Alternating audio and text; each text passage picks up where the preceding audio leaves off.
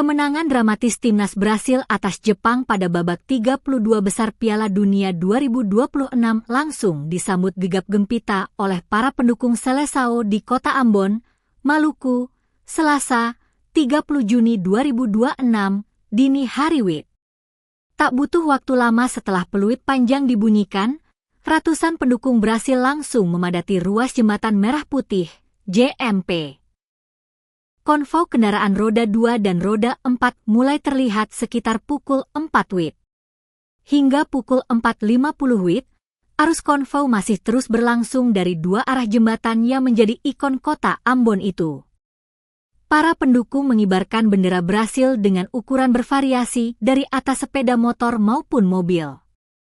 Mereka memenuhi badan jalan sambil membunyikan klakson secara bersahutan sebagai bentuk selebrasi atas keberhasilan Brasil menyingkirkan Jepang dengan skor 2-1. Deretan kendaraan tampak mengular hampir sepanjang ruas Jembatan Merah Putih menuju pusat kota Ambon dan sebaliknya. Beberapa pendukung terlihat mengenakan jersey kuning khas Brasil, sementara lainnya membawa bendera berwarna hijau kuning yang terus dikibarkan sepanjang perjalanan. Kepadatan kendaraan sempat terjadi karena iring-iringan konvoi memenuhi hampir seluruh lajur jalan. Meski demikian, kendaraan lain masih dapat melintas secara perlahan di sela-sela rombongan pendukung.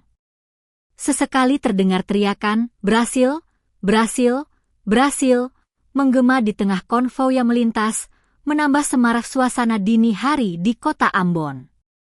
Kemenangan Brasil sendiri diraih dengan perjuangan keras.